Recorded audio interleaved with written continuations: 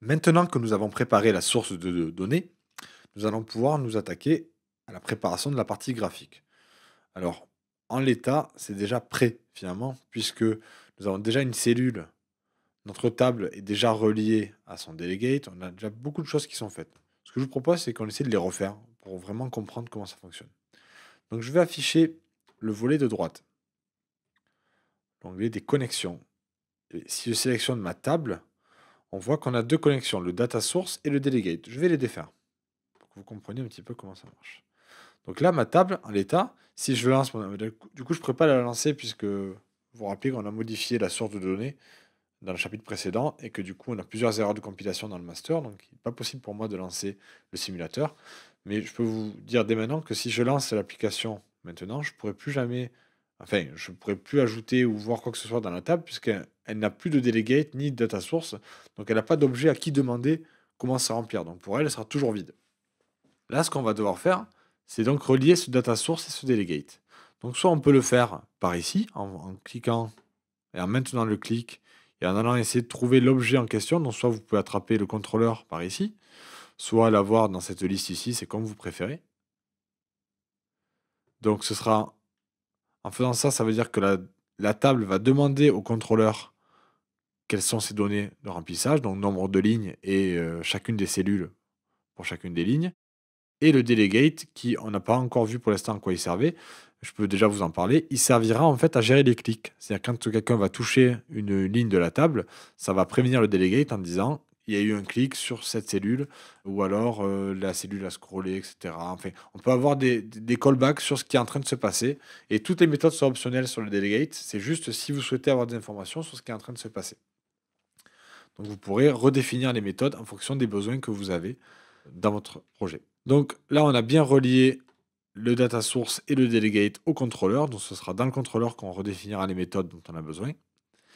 Et ce que je voulais voir aussi avec vous, c'est au niveau des cellules. Pour l'instant, la cellule, c'est une cellule avec uniquement un titre.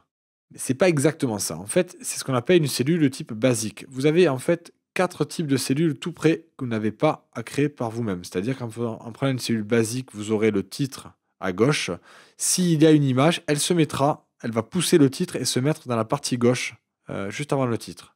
Si par exemple j'en mets une juste pour vous montrer avec Add Button, vous voyez ce qui se passe. Alors nous, ça ne sera pas cette image-là qu'on va mettre, ça sera l'image en question pour cette ligne. Mais vous pouvez voir déjà, par exemple, à quoi ça ressemblerait s'il y avait l'image que l'on souhaite. Donc ça, c'est la cellule basique. Vous en avez d'autres. Vous avez détail de droite. Donc vous pouvez avoir un titre, toujours pareil, l'image et éventuellement un sous-titre qui se mettra à droite. C'est utilisé, si je me rappelle bien, dans les contacts favoris, vous avez le nom de la personne, éventuellement son icône, et le type, parce que pour les favoris, vous mettez juste un numéro de téléphone, donc c'est pas toute la fiche contact. Donc par exemple, si le numéro que vous avez en favori est le mobile, il y a marqué mobile ici. Vous avez left detail, c'est pareil dans les fiches de contact, vous avez en fait, en général, il y a marqué nom et le vrai nom de la personne. Prénom, le vrai prénom de la personne, et cetera.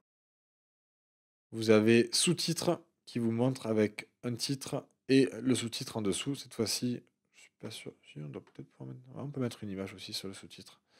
Oui, parce qu'en fait, sur left detail, on n'a pas d'image possible. Par contre, sur le sous-titre, on peut aussi en mettre.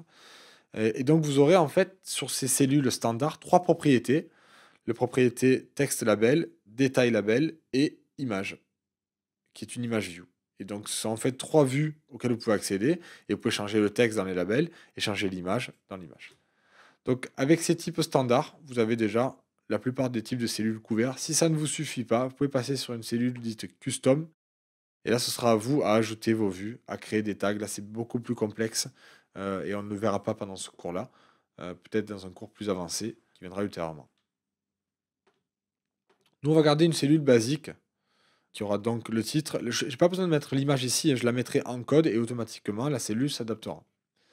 Avec la petite flèche ici par défaut, qui est ici Accessory, Disclosure Indicator, qui indique à l'utilisateur que s'il clique sur cette cellule, il va rentrer, naviguer vers un prochain écran avec un détail. Vous avez plusieurs types d'accessoires que vous pouvez ajouter en fonction de vos besoins. Nous, on va laisser celui-ci en standard.